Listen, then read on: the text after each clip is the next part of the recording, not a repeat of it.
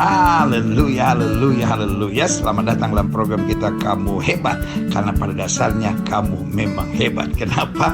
Karena Tuhan yang pilih kita, Tuhan yang sertai kita, Tuhan yang kirim pasukan malaikatnya untuk menjaga kita.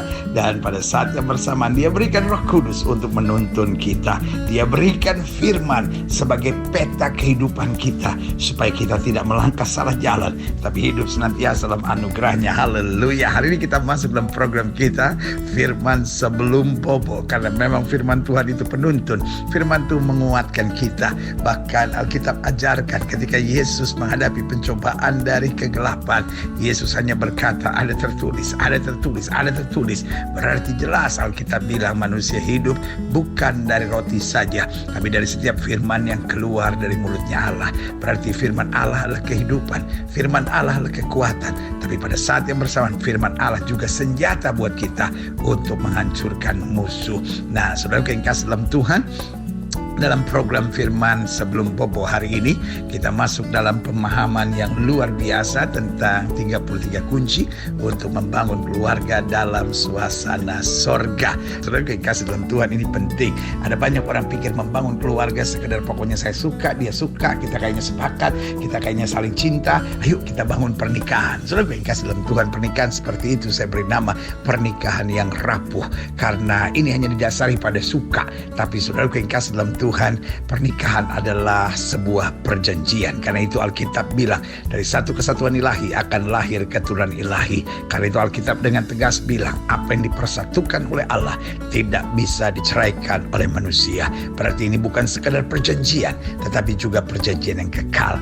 Orang dunia saja dapat mengerti bahwa kita akan sehidup semati, apatah lagi kita yang mendasari pernikahan kita pada janji Tuhan.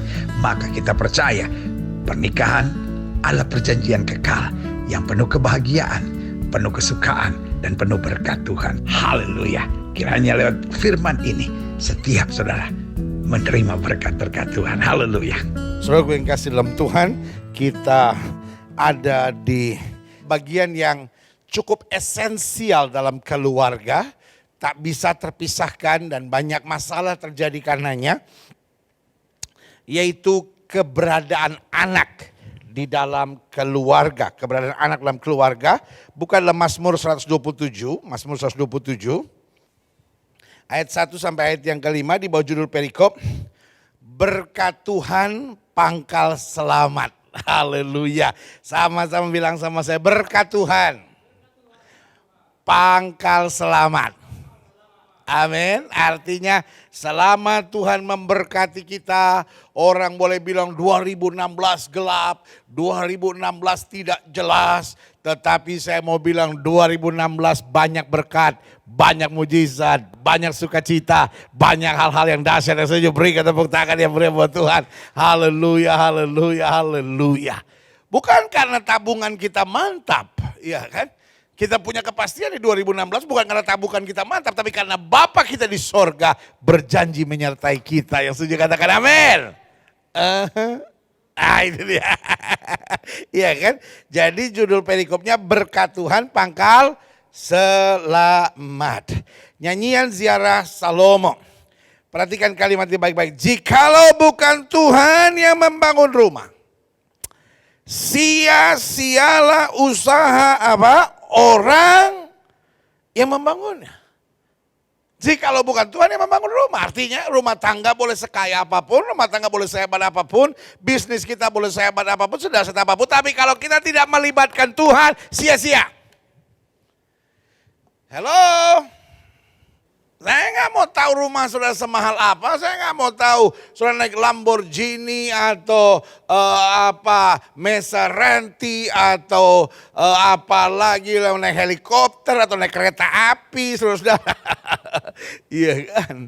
Nah, orang Batak itu paling mantap, orang Medan paling mantap ya kan? Tanya kita mau naik apa nih? Naik motor, ya kan? Nggak taunya datang mobil, ya kan? Kamu kesini naik apa? Naik kereta, ya kan? Padahal motor. Kau lagi bikin apa kau? Aku lagi cuci kereta. Cuci kereta di mana kau? Di depan rumah. Wih, hebat sekali. Iya, keretaku. Oh, kau punya kereta sendiri? Iya. Nggak tanya motor.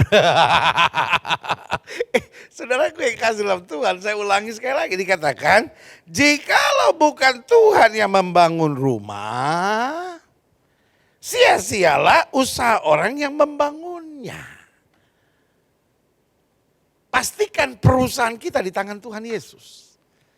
Pastikan hari depan kita di tangan Tuhan Yesus. Kenapa? Karena kalau kita mencoba membangun sesuatu, memulai sesuatu tanpa Tuhan Yesus, kata Alkitab sia-sia. Jikalau bukan Tuhan yang mengawal kota, sia-sialah pengawal apa? Berjaga-jaga. Saudara mau taruh uang saudara di deposito manapun, kalau Tuhan nggak saudara libatkan, habis juga saudara. Hancur juga. Saudara mau ancam anak-anak saudara, jangan begini, jangan begini. Kalau saudara tidak mendoakan, melibatkan dia dan meminta Tuhan memagari mereka dengan benteng kuasanya, sia-sia semuanya. Ya kan? Dikatakan apa di situ? Sia-sialah kamu bangun pagi-pagi dan duduk-duduk sampai jauh malam dan makan roti yang diperoleh dengan susah payah. Sebab Tuhan Yesus kita memberikan kepada yang dicintainya pada waktu tidur. Oke. Mulai sekarang mari kita tidur. Tidur, tidur, tidur. Bobo, bobo, bobo.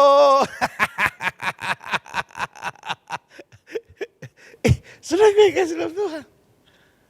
Makanya ayat Alkitab nggak bisa dimengerti hanya dengan kata-kata biasa, saudara-saudara. Ya kan? Pemahamannya, maksudnya Tuhan memberkati orang yang dikasihnya pada waktu berserah. Pada waktu beriman. Pada waktu mengandalkan Tuhan. Hello. Apakah berarti kita nggak usah bersusah payah? Maksud saya begini, Alkitab sedang mengajar kita bahwa kita harus melakukan yang terbaik, tapi jangan stres.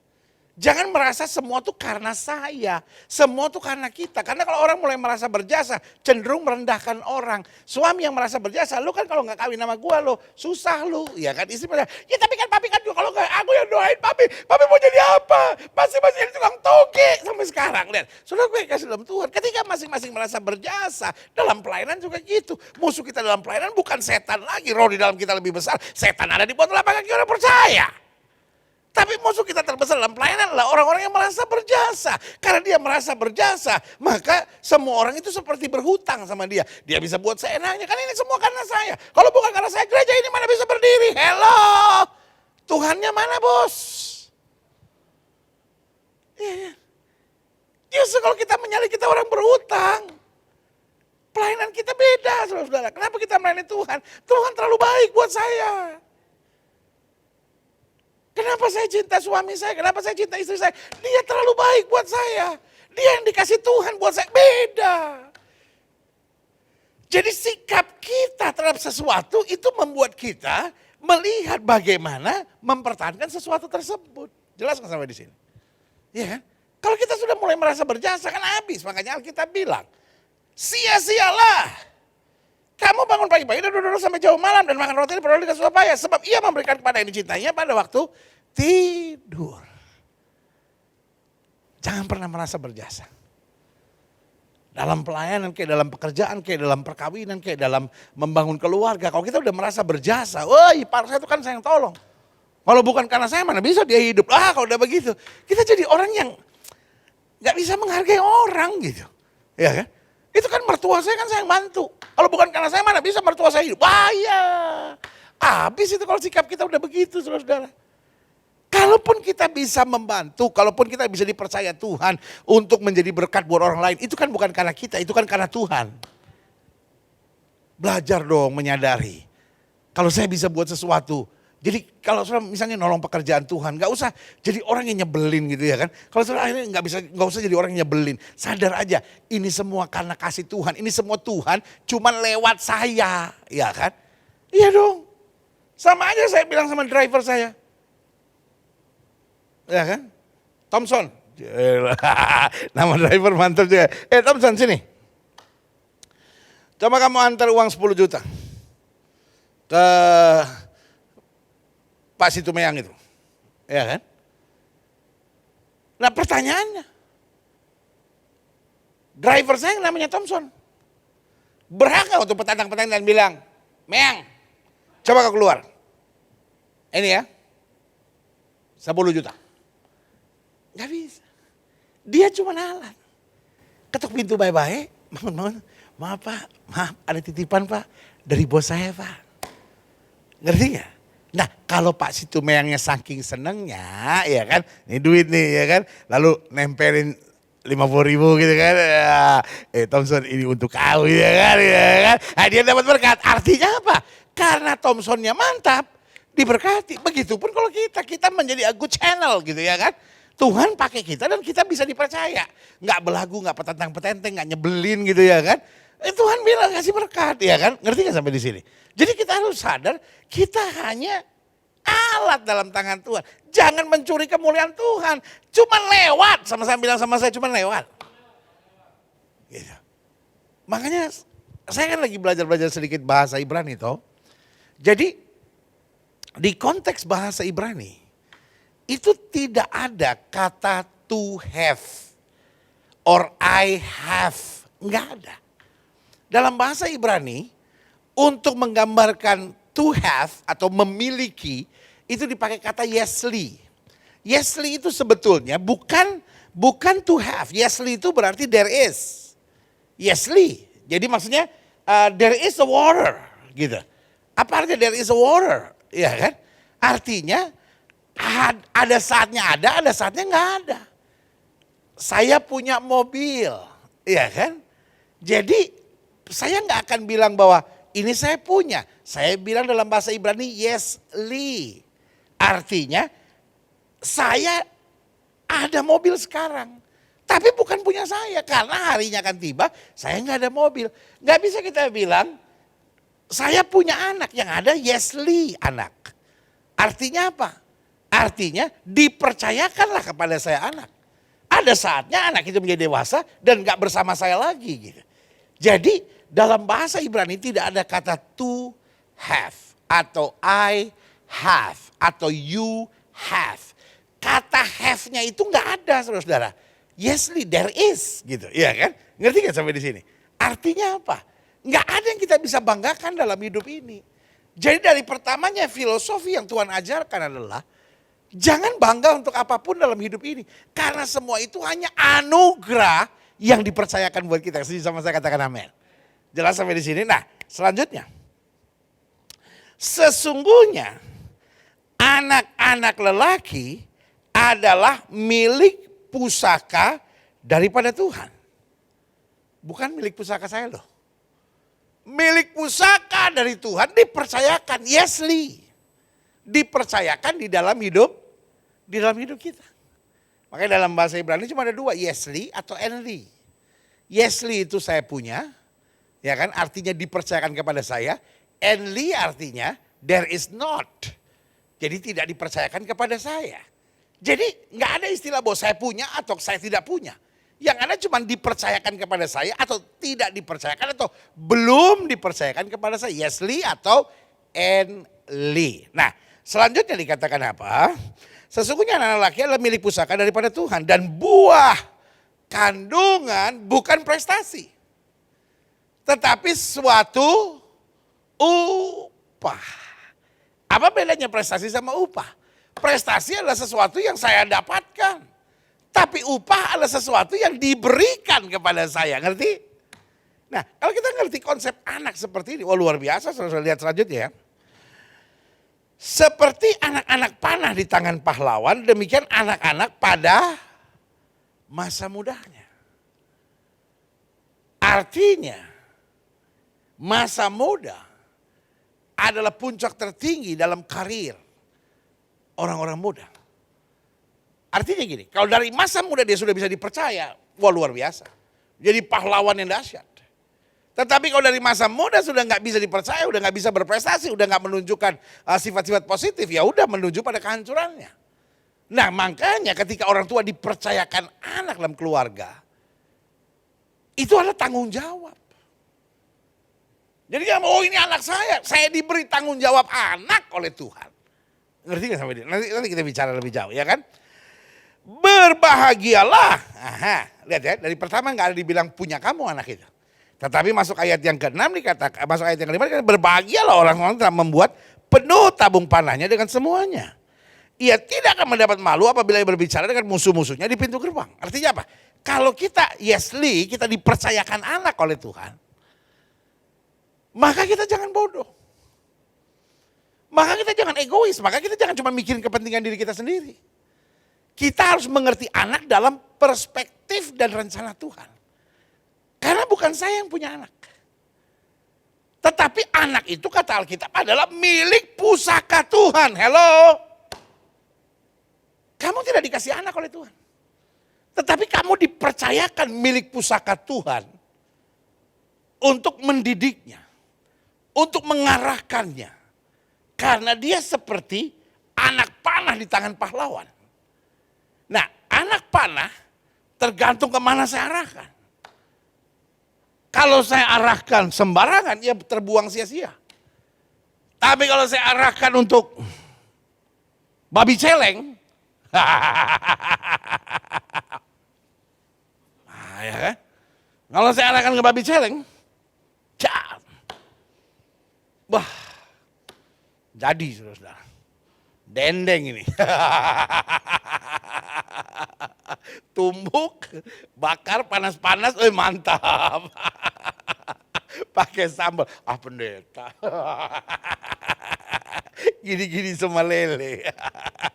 Saudara yang kasih dalam Tuhan.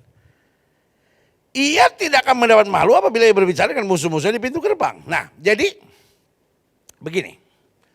Saya catat di sini ada 3 penjelasan firman Tuhan tentang anak. Yang pertama kata Alkitab, anak itu milik pusaka Tuhan. Ya kan? Berarti sesuatu yang sangat berharga. Jangan pernah sekalipun bilang, nih anak nakal nih minta ampun. Loh, Tuhan bilang milik pusaka, kok kau bilang anak nakal? Ini anak sialan nih. Namamu kan Joko, bukan sialan. Ya, Jayus. Tapi yang saya mau ingatkan buat sederhana. Tuhan bilang milik pusaka, kok kau bilang anak sialan? Jangan-jangan tadinya waktu Tuhan kasih milik pusaka, tapi engkau telah berhasil mengacak-acak anak saudara menjadi anak sialan tadi itu. Jadi selalu lihat anak bukan dalam kelakuan kesehariannya. Selalu lihat anak dalam kacamata terang ilahinya. Iya kan? Ngerti sampai di sini? Saya mau sudah benar-benar basic atau fondasi dasar rumah tangga saudara adalah Alkitab saudara. Kadang-kala gereja terlalu banyak bicara tentang mujizat, kuasa, urapan, which is great, harus saudara. Ada banyak gereja juga yang udah nggak bicara kekudusan kuasa, udah nggak bicara apa-apa, yang repot juga saudara. Tetapi maksud saya, gereja juga harus membuka pikiran jemaat sekalian tentang kondisi dan keberadaan keluarga. Sehingga kita nggak belajar hanya dari masukan-masukan psikologi saja tentang anak-anak dan lain-lain. Tapi kita betul-betul menggali firman Tuhan. Kalau Alkitab bilang anaklah milik pusaka, maka sebenarnya nggak berhak untuk bilang anak ini anak nakal. Makanya di gereja kita nggak menyebut anak sekolah minggu. Kita menyebut awesome kids. Itu ada filosofinya saudara-saudara. Karena dari pertama kali gereja ini berdiri, my dream, mimpi saya, mereka kembali menjadi milik pusaka. Gereja yang salah mendidik anak-anak adalah gereja yang membunuh dirinya sendiri. Saya ulangi sekali lagi. Gereja yang salah mendidik anak-anaknya, ya kan, adalah gereja yang bunuh diri sendiri, saudara-saudara. Karena kids, teens, and youngs, ya kan, itu adalah the future of the church. Kids, teens, youth, ya kan? Ada anak muda ini. Itu the future of the church. Nah, saya bisa bayangkan. Kalau di gereja juga kamu anak nakal, kamu anak gak bener ya. Kamu anak ngaco nih, kamu anak pembawa ribut nih ya kan. Maka apa yang terjadi? We kill them. Padahal Tuhan bilang milik pusaka. Hello. Makanya selalu saya bilang, apalagi anak sudah di bawah umur 12 tahun. Sering-sering saudara peluk dia. Dan ngomong, buat tindakan profetik pada anak-anak saudara. Kamu milik pusaka Tuhan. Kamu milik pusaka Tuhan. Kamu anak yang luar biasa. Makanya kita menyebutnya awesome kids. Kita tidak menyebut guru sekolah minggu. Kita menyebut awesome kids trainer. Kenapa? Karena awesome kids trainer kita bukan guru. Ya kan? Tetapi mereka trainer. Mendidik. Yang melatih anak-anak yang milik pusaka Tuhan ini. Menjadi anak-anak yang luar biasa. Berikan tepuk tangan yang meriah buat Tuhan.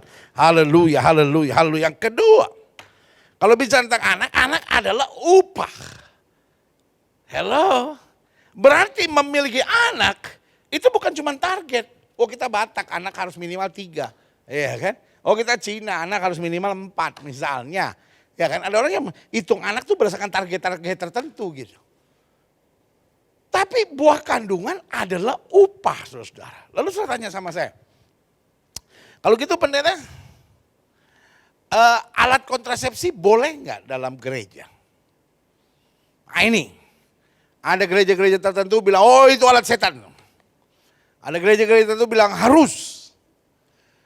Gereja kita percaya pada dorongan dan tuntunan Roh Kudus. Pada setiap pribadi. Tetapi prinsipnya, kita percaya ada alat kontrasepsi yang boleh, ada alat kontrasepsi yang berdosa. Apa itu? Intinya alat kontrasepsi ada 2. Mencegah pertemuan sel telur dengan sel pria. Dan kalau tidak bisa mencegah, maka ketika dia bertumbuh, bunuh mati. Nah ini. Alat kontrasepsi yang benar menurut terang firman Tuhan adalah apapun yang mencegah. Saya bukan dokter, minta maaf. Saya tidak menyelidiki secara langsung urusan-urusan ini. Tetapi karena saya paham sejauh ini yang saya sampaikan.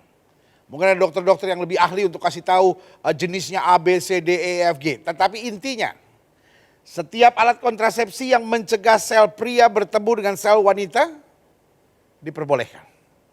Tetapi segala sesuatu jenis alat kontrasepsi yang setelah dia bertumbuh, lalu kemudian dimatikan, itu keliru.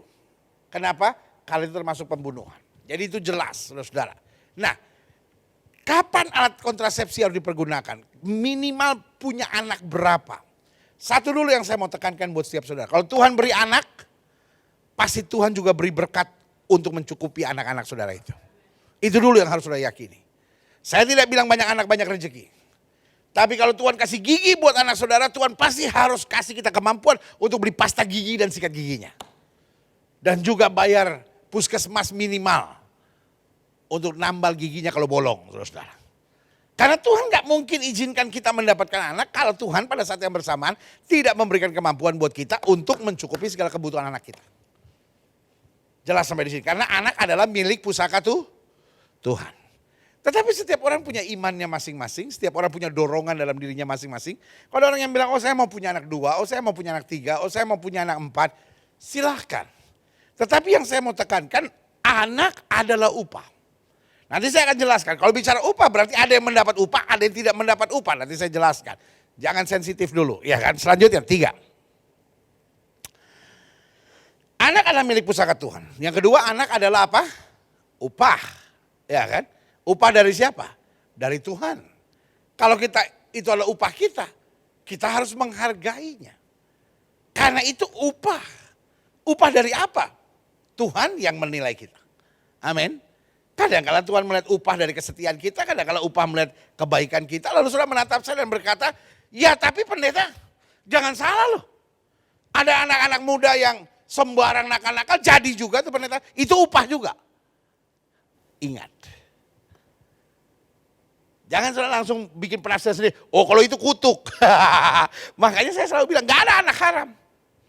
Tidak ada anak haram, yang ada bapak ibu yang haram. Iya kan? Yang melakukan tindakan haram sehingga anak itu lahir dengan cara yang keliru. Tetapi tetap kalau Tuhan izinkan lahir, itu adalah buah kandungan. Dan itu adalah upah saudara-saudara. Iya kan? Upah dari apa? I don't know. Tetapi Tuhan mempercayakan buat mereka itu. Jelas gak sampai di sini? Jadi anak gak pernah salah. Anak yang dilahirkan ada rencana Tuhan di dalamnya. Gereja kita percaya bahkan ketika diketahui di dalam kandungan anak itu cacat. tetap tidak boleh digugurkan. Wih, kenapa begitu pendeta? Karena setiap anak ada rencana Tuhan di dalamnya. Upah. Dan upah itu dipercayakan kepada kita. Dan kalau Tuhan kasih upah, Tuhan gak mungkin sembarangan. Sehingga olehnya kita harus protes. Sama seperti buruh protes untuk upah minimum regional, UMR, saudara. Tapi kalau Tuhan kasih upah, pasti ada maksud yang baik. Makanya yang ketiga, anak juga disebut sebagai apa? Pahlawan. Sama-sama bilang sama saya pahlawan. Sama-sama bilang sama saya pahlawan. Jadi anak adalah milik pusaka. Anak adalah upah. Dan kalau kita bertanggung jawab dengan betul, melatih dan mendidiknya, dia jadi pahlawan. Makanya jangan mendidik salah, anak kita jadi pelawan, saudara. Ya pengkhianat. Tetapi yang Tuhan rencanakan adalah anak-anak kita adalah pahlawan. Pahlawan bagi gereja. Pahlawan bagi mama dan papanya. Pahlawan bagi keluarga. Karena Tuhan menitipkan anak dalam hidup saudara. Dan kalau saudara menjalankan upah ini dengan betul, tanggung jawab ini dengan betul, maka engkau akan menuai berlipat kali ganda. Karena apa yang kau tabur itu akan kau tuai. Kau tabur kebenaran kepada anak-anakmu, maka kau akan tuai kemuliaan Tuhan melalui anak-anakmu. Setuju sama saya, katakan amin. Karena rancangan Tuhan bukan anak-anakmu menjadi pengkhianat, tapi menjadi pahlawan.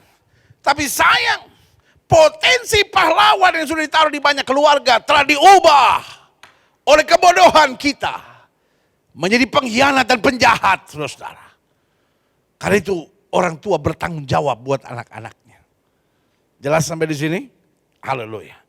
Karena itu saya simpulkan begini, berarti rancangan Tuhan setiap keluarga memiliki anak. Makanya dalam Alkitab dikatakan supaya tidak ada lagi keturunanmu yang mandul. Hello, lalu sudah menatap saya. Jadi keluarga yang gak punya anak itu kutuk pendeta. Ih, pendeta ini tega. Pendeta sama mertua saya sama gayanya.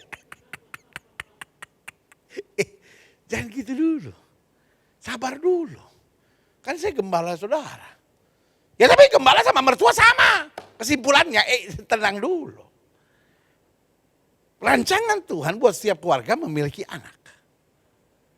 Jelas? Oke. Nah, bagaimana dengan keluarga yang tidak punya anak? Apakah kutuk? Saya pakai tanda seru. Tidak. Ayo sama-sama bilang sama saya, tidak. Ini, pemerintah ini kayak galau nih, gak stabil nih. Katanya punya anak. Terus sekarang bilang, nggak punya anak, nggak apa. Ini galau nih, nggak tahu nih. Gini, kenapa keluarga tanpa anak? Satu, God is a good daddy. Itu dulu, kita sepakat. Yang setuju sama saya katakan Tuhan itu baik. Yang setuju sama saya katakan Tuhan itu baik. Jadi gini, God is a good daddy. Setuju? Dia beri, tidak beri. Kita belajar dari rumusnya Ayub. Apa rumus Ayub? Tuhan yang memberi, Tuhan yang mengambil, terpujilah nama Tuhan. Atau bisa juga kita katakan Tuhan yang memberi dan Tuhan yang tidak memberi, tetap engkau baik. Yesly or endly. Ada atau tidak ada, dia tetap Tuhan yang baik. Jelas gak? Jadi yang pertama, kenapa keluarga tanpa anak? Saya nggak bisa menjelaskan. Tapi saya bisa katakan ada maksud Tuhan yang baik. One day you will know. One day you will see. One day you will realize that God is good. Amin. Jadi jangan putus asa dulu. Jangan ngeluh dulu, jangan ini kutuk. No. Ada maksud Tuhan yang baik yang sekarang saya belum ngerti. Amin. Yang kedua, kenapa ada keluarga tanpa anak? Karena Tuhan tahu ketidakmampuan kita dalam mendidik anak itu. Ide rumah tangga kita masih terus ribut. Ya tapi buktinya keluarga lain ribut juga. Sampai cerai segala tapi dapat anak pendeta. Gak usah ngeyel apa sih? pendeta nggak bisa jawab, kok aku yang dibilang ngeyel. Nah kan ide pertanyaannya dari gue. Berarti gue udah siap jawabannya. Lu aneh-aneh aja. Kan ide pertanyaannya datang dari gue juga. Jadi kan gue udah siap. Gini. Tuhan punya anugerah yang saya beri nama. Anugerah berbeda buat setiap orang. Amin. Tapi Tuhan tahu ketidakmampuan kita. Either memang kita nggak punya waktu. Either memang kita tuh mau punya anak bukan karena passion kita. Tapi either kita memang mau punya anak hanya untuk gaya-gaya aja gitu. Semua orang tahu nih Gonika punya anak nih. Nah, tapi Tuhan lihat kita tidak mampu. Makanya namanya upah. Dan kalau sudah belum mendapat upah itu masa kita mau ngotot? Ya. Serahkan pada Tuhan. God knows better. Cuman saya nggak tahan sama orang gereja menghakimi. Dia tuh udah pelayanan-pelayanan, masa nggak punya anak? Nggak ada kutuk Tuhan kali, kurang doa kali. Ya ada dosa ya. Sudah. Hanya orang-orang yang cetek imannya, cetek pengetahuannya, yang senang menjustifikasi segala sesuatu yang belum jelas, saudara. Tapi saya percaya dalam hidup ini, ada pintu yang bernama rahasia Tuhan, jangan masuk. Nanti sampai di sorga kita baru bisa mengerti rahasia Tuhan. Karena ingat, the end of the day, family is not all about children. Tetapi the end of the day, bicara family, itu bicara tentang perjanjian. Amin. Yang setuju sama saya katakan amin. Selanjutnya, kenapa ada keluarga yang tanpa anak? Karena memang untuk sementara belum. Tuhan sedang mengizinkan kita melalui proses pengujian. Jadi kalau kita udah nikah 7 tahun belum punya anak, atau nikah 5 tahun belum punya anak, jangan cepat putus asa dulu. Masih ada mujizat, masih ada iman. Saya ketemu orang-orang yang sudah 11 tahun menikah dan belum punya anak, dan tahun ke-12 hamil, saudara. Dan anaknya sekarang 3. Jadi kita jangan cepat putus asa dulu. Tapi kalau memang kita akhirnya tidak dipercaya Tuhan anak, minimal kita tetap harus mempunyai anak-anak rohani, jelas enggak? Iya kan? Mungkin memang Tuhan tidak membuka pintu buat kita untuk memiliki anak. Saya ketemu banyak hamba Tuhan yang tidak punya anak, tapi tumpang tangan buat mereka pasangan tidak punya anak. Punya anak, saudara-saudara. Artinya apa? Dia mungkin tidak dipercaya Tuhan untuk mempunyai anak jasmani. Karena Tuhan mau membuka pintu supaya mereka punya anak-anak rohani lebih banyak lagi. Karena mereka punya waktu lebih banyak. Jadi mereka lebih semangat untuk memiliki anak-anak rohani, saudara. Gereja kita bukan gereja yang senang menghakimi orang. Ada gereja yang kalau anaknya bermasalah, atau ada gereja yang anaknya mungkin tabrakan, atau ada gereja yang rumahnya kebakaran langsung, itu ada kutuk. Wah, itu kan. Gereja kita bukan gereja yang suka menghakimi orang. Tapi gereja kita gereja yang percaya bahwa apapun yang Tuhan izinkan, itu pasti ada maksud yang indah. Setuju, berikan tepuk tangan yang meriah buat Tuhan. Haleluya, haleluya, haleluya. Nah, keluarga dengan anak, apakah pasti selalu diberkati? Keluarga tanpa anak, enggak ada berkat. Keluarga kami diberkati, ada anak. Amin. Tetapi jangan salah, kepada yang diberi banyak dituntut banyak. Tahu nggak saudara? Keluarga yang tidak punya anak, risiko persoalan jauh lebih kecil daripada keluarga yang dipercayakan anak. Contoh, keluarga yang punya anak, bisa jadi anaknya hamilin orang. Puji Tuhan, keluarga yang tidak punya anak, nggak mungkin anaknya menghamili orang. Lo punya anak aja enggak? Ngerti nggak analoginya? Ya kan? Keluarga yang punya anak, anaknya, iya kan, bisa nabrak orang. Sampai mati berapa tuh yang waktu di tol Jagorawi itu, yang mobil terbang itu, ya kan? Tapi keluarga yang nggak punya anak, puji Tuhan, nggak mungkin anaknya nabrak orang, saudara. Lo anak aja nggak punya, gimana nabrak orang? Iya kan? Keluarga yang punya anak, punya potensi anaknya bisa jadi pengedar narkoba, iya kan? Anaknya bisa jadi bini piaran orang. Puji Tuhan buat mereka yang nggak punya anak, Nggak bakal anaknya jadi istri piaraan. Oh nggak punya anak, saudara. Jelas nggak? Jadi jangan selalu pikir dulu bahwa punya anak, oh ini lebih bahagia nggak? No. Setiap orang punya tanggung jawabnya masing-masing. Amin. Jadi ada orang yang nggak punya anak stres, tapi ada orang yang nggak punya anak dan jadi berkat luar biasa. Sebaliknya ada yang punya anak jadi berkat luar biasa, tapi ada orang yang punya anak, tapi justru stres, saudara, karena anaknya bikin masalah terus. Gitu. Kira-kira ngerti ya sampai di sini ya? Itu yang saya bilang. Kepada yang diberi banyak, rumusannya adalah dituntut juga banyak. Nah, keluarga dengan anak ada 5 hal yang harus dia sadar. 1, sadar ini bukan anak kita, tapi titipan Tuhan. Makanya Alkitab bilang, hai orang tua, jangan kamu bangkitkan sakit hati dari anak-anak. Karena ini bukan kau punya. Ini cuma titipan Tuhan. Tuhan titip potensi yang luar biasa. Karena Tuhan percaya kita. Lalu kita nggak didik anak kita dengan baik. Kita nggak didik takut akan Tuhan. Kita cuma didik karena cara kita didik sama orang tua dulu begitu. Ya nggak bisa dong. Makanya kita harus doa, minta hikmat Tuhan. Makanya kita harus belajar. Makanya seminar-seminar seperti ini, ibadah-ibadah seperti ini yang mengupas tentang pendidikan anak dalam terang Alkitab itu harus dikumandangkan dalam gereja. Ya kan? Banyak orang, oh enggak lah, saya mau dengar aja tentang mujizat kuasa Tuhan lah. Saya mau dengar tentang urapan, amin. Gereja kita gereja yang percaya. Tentang kuasa Tuhan, profetik lah segala macam. Kita percaya saudara. Tapi gereja kita juga mau mendidik dengan betul.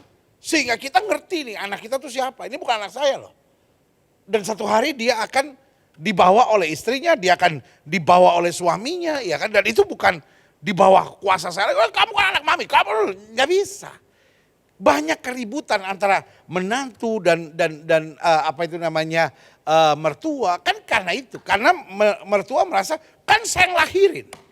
Kan saya yang beliin susu. Kenapa sekarang orang lain yang nikmatin? Ngerti gak maksud saya? Iya kan? Ketika kita menyadari ini bukan anak saya, ini titipan Tuhan. Tanggung jawab saya memberikan yang terbaik kepada anak-anak saya. Dan akhirnya saya kembali serahkan. Untuk dia jadi berkat bersama dengan keluarga yang baru. Untuk dia jadi berkat di tengah masyarakat. Untuk dia menyenangkan hati Tuhan. Amin. Yang kedua, keluarga dengan anak. Anak harus melihat teladan. Jadi anak-anak bukan hanya perlu pendidikan. Tapi anak-anak harus melihat teladan. Dunia ini banyak ayah. Tapi dunia ini sedang kehilangan figur seorang ayah. Karena banyak ayah sudah tidak punya figur ayah lagi. Banyak ayah figurnya preman. Banyak ayah figurnya begal geng motor, saudara. Cuma main teriak, main maki, main perintah anak-anaknya ya kan. Sehingga anak-anak gak melihat figur. Papa kalau salah juga gak pernah minta maaf kok sama mama. Tahukah saudara, pelajaran yang terbaik adalah teladan. Saya juga gak pernah lihat kok papa doa sendiri gitu. Saya gak pernah lihat gitu. Papa tuh sabar gitu, berseru di bawah kaki Tuhan. Saya gak pernah lihat. Saya gak pernah lihat ketika semua ribut, papa menenteramkan semuanya. Ketika anak gak punya rekaman, ya kan, susah untuk kita ajarkan dia sesuatu. Tapi kalau anak punya rekaman, iya saya lihat kok. Papa menghadapi masalah, tetap tersenyum. Papa tetap bicara tentang kuasa Tuhan. Sehingga anak-anak mendapat teladan. Yang ketiga, anak perlu dididik.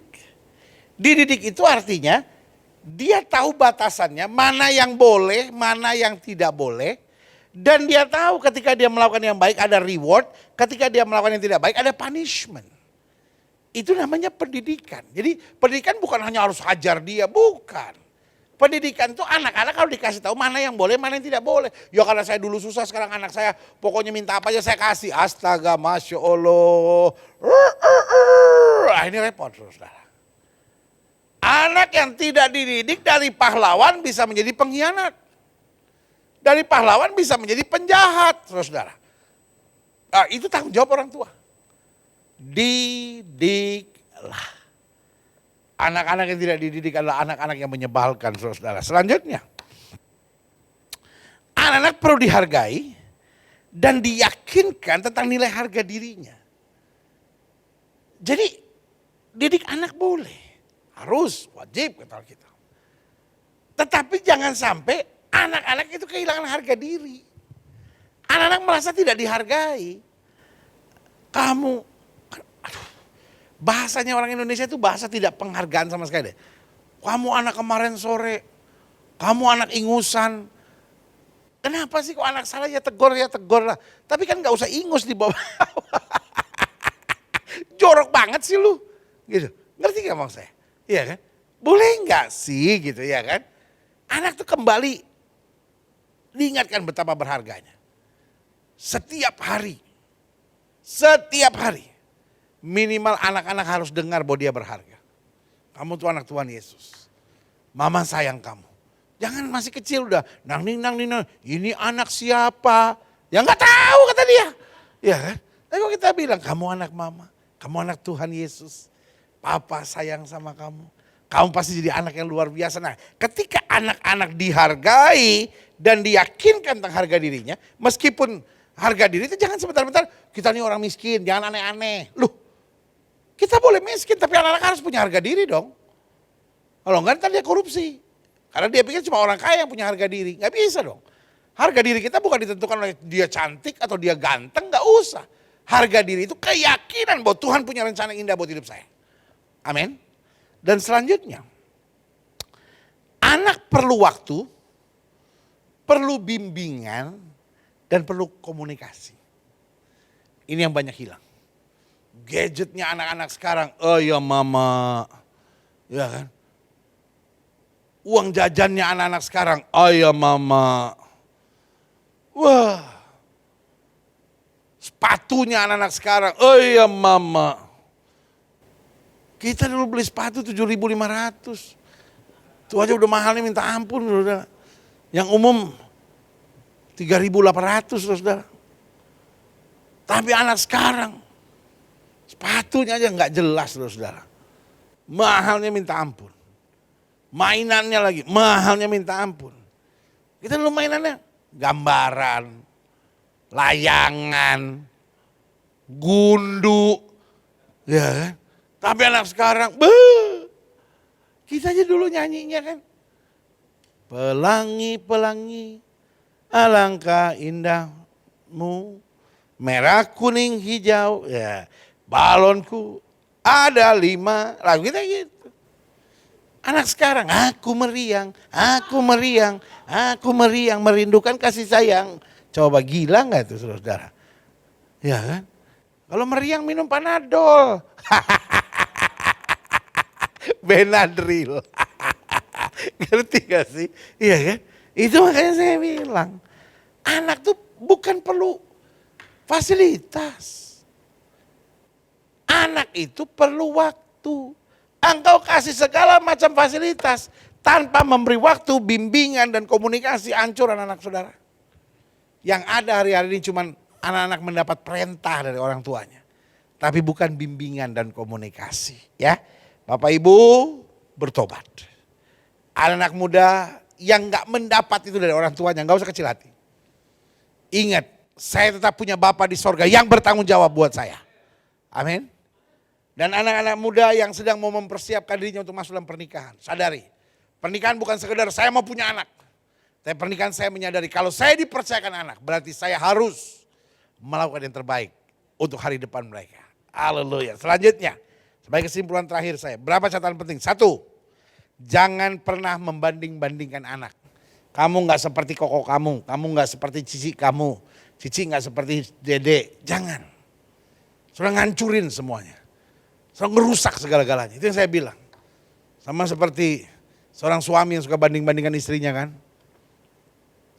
Dia bilang, mah, ibu sebelah itu ternyata hebat ya, Maya. Udah punya anak 3. Kemarin aku baca di majalah mah, dia mecahin rekor. Bisa tidur sama ular 2 hari 2 malam.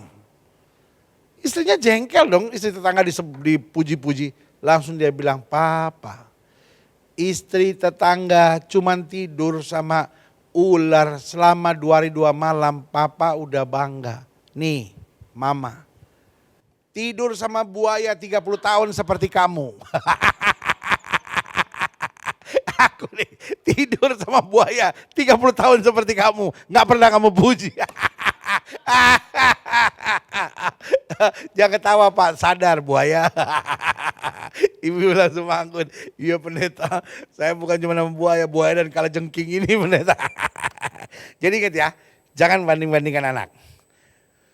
Dua, jangan pilih kasih. Jangan ada golden boy, anak mama, anak papa, ya kan. Semua anak-anak kau dicintai sama. Karena engkau kalau punya anak emas, maka engkau menghancurkan hari depannya. Biasanya anak-anak emas, anak-anak kesayangan selalu punya karakter yang jelek dalam hidupnya. Dan ada survei yang bilang 74%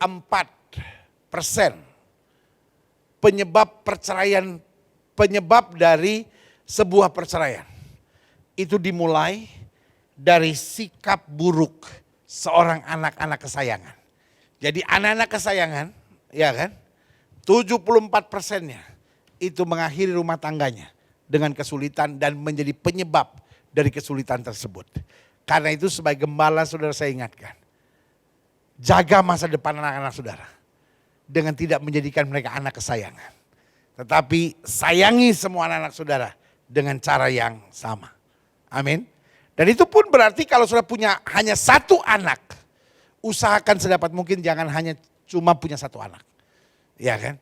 Tetapi kalau saudara hanya dipercaya Tuhan satu anak, pastikan saudara tidak menjadikan dia, wah anak segala-galanya. Tetap didik dia dalam takut akan Tuhan. 3, jangan fokus pada kekurangan anak.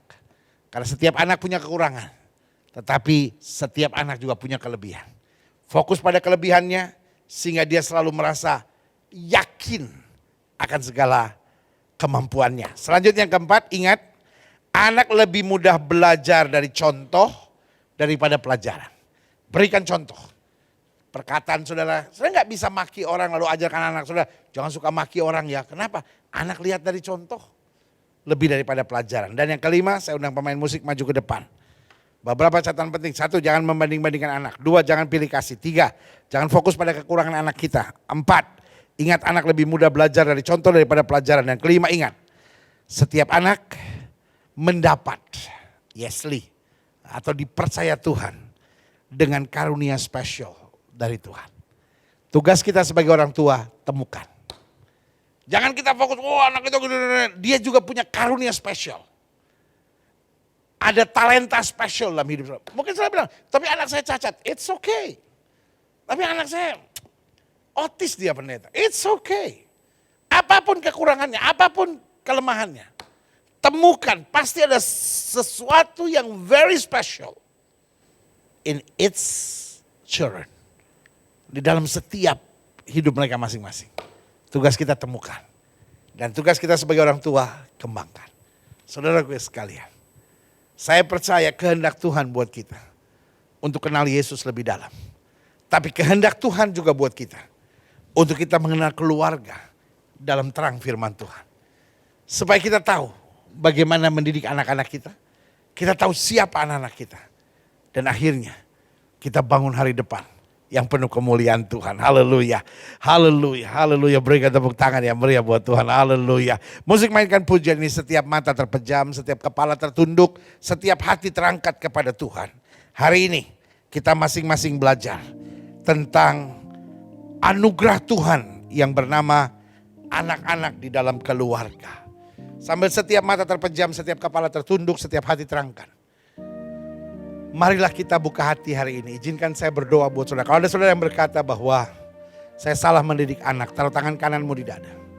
Atau mungkin ada saudara yang berkata, anak saya mengecewakan saya, taruh tangan kanan saudara di dada. Atau mungkin saudara berkata, mama dan papa tidak pernah menghargai saya sebagai seorang anak, taruh tangan kananmu di dada. Atau mungkin saudara berkata, keluarga kami belum punya anak, taruh tangan kananmu di dada. Atau mungkin saudara berkata, selama ini kami terlalu keras mendidik anak-anak kami, taruh tangan kananmu juga di dada. Atau mungkin saudara berkata, saya seorang muda yang masih bingung dengan kehidupan saya, taruh tangan kananmu di dada. Izinkan saya berdoa sekarang. Bapa, di dalam nama Yesus, lihat setiap mereka yang tundukkan kepala dan taruh tangan kanannya di dada. Hari ini hamba berdoa dalam ibadah minggu yang berbahagia ini, di dalam nama Yesus. Tuhan jamah. Sehingga kami mengerti anak-anak adalah milik pusaka, adalah pahlawan-pahlawan di tangan Tuhan. Jangan sampai kami salah mendidiknya dan menjadikannya pengkhianat dan penjahat. Ampuni kami. Kalau kami seringkali tidak mampu menemukan kelebihan-kelebihannya, hanya fokus pada kekurangan-kekurangan, ampuni kami. Dan hamba juga doa buat setiap orang-orang muda yang ada di sini yang merasa bahwa mama dan papa tidak pernah memberi perhatian waktu yang cukup. Dalam nama Yesus kuatkan mereka. Sehingga mereka tetap percaya bahwa ada Bapa di sorga yang menaungi mereka, bertanggung jawab untuk hidup mereka. Terima kasih Tuhan Yesus. Kalaupun kami tidak mendapat kasih waktu, perhatian, bimbingan dari kedua orang tua kami tidak menyerah. Tetapi doa kami, ampuni mereka sebab mereka tidak tahu apa yang mereka perbuat. Tetapi mampukan kami tetap mengalami kasih sejati dari Kristus. Terima kasih Bapa, terima kasih. Hamba ucapkan berkat satu persatu ya Allah. Bahkan mereka yang sedang berbeban berat, mereka yang sedang dalam pergumulan, mereka yang sedang goyah dalam iman. Biarlah hari ini sembari kami mengerti rancangan Tuhan buat keluarga, kami mengerti selalu rancangan Tuhan yang terbaik buat setiap kami. Hamba ucapkan berkat di dalam nama Yesus. Bahkan juga buat yang sakit Bapa. Setiap saudara yang sakit taruh tangan kanan saudara di bagian tubuh saudara yang sakit. Kami tolak sakit penyakit, kami tolak kelemahan tubuh, kami tolak campur tangan kegelapan, kami patahkan kuasanya di dalam nama Yesus. Hai setan sakit penyakit, kau tidak punya kuasa atas tubuh orang percaya. Karena tubuh kami telah dibeli dengan harga mahal, itu darah Yesus. Darah yang tercurah, tubuh kami adalah bait Roh Kudus, bukan tempat penyakit. Kami perintahkan sekarang keluar dalam nama Yesus. Kuasa kesembuhan, berkat, mujizat mulai terjadi. Karena kami percaya Yesus kami tidak berubah dulu, kemarin, hari ini dan sampai selama-lamanya. Dengan iman kami nyatakan oleh bilur-bilur Kristus kami yang percaya sudah dijamah dan disembuhkan Tuhan dengan kuasa-Nya luar biasa. Haleluya. Kami imani. Kami tahu janji-Mu ya dan amin. Setiap saudara yang sudah doakan untuk kesembuhan, sama-sama bilang oleh bilur Yesus. Sama-sama bilang oleh bilur Yesus, saya sembuh. Oleh bilur Yesus, saya sembuh. Oleh bilur Yesus, saya sembuh. Haleluya. Haleluya. Bapa, hamba mengasihi jemaat-Mu satu persatu. Apa yang Tuhan taruh di hati hamba sudah hamba sampaikan bagi umat-Mu. Hamba doa firman termeterai. Apa saja yang mereka kerjakan berhasil. Mereka gak turun tapi naik. Mereka gak jadi ekor, mereka jadi kepala. Hari-hari yang penuh mujizat menjadi bagian hidup mereka. Yesus terlalu baik buat kami. Dan kami selalu melihat anugerah-Mu sempurna atas hidup kami. Tolong keluarga kami Allah, sehingga kami dapat mendidik anak-anak kami benar. Dan tolong kami orang-orang muda, sehingga kami dapat terdidik benar dalam terang firman Tuhan. Dan akhirnya setiap kami, bahkan yang belum berkeluarga sekalipun, mendapat pengetahuan, sekaligus mendapat pemahaman tentang kedahsyatan rancangan Tuhan buat setiap kami di hari depan kami. Terima kasih Bapak untuk kami jalani hari-hari, minggu-minggu dan bulan-bulan di tahun yang baru ini yang kami sebut sebagai tahun yang berdampak. Biarlah kami terus mengalami kuasa Tuhan yang sempurna. Terima kasih Bapak. Saya undang kita semua bangkit berdiri. Sampai kita naikkan pujian ini. Kita bangkit berdiri, kita tinggikan Tuhan. Karena Dia Yesus yang kuatkan kita dalam segala perkara. Haleluya. Haleluya. Haleluya.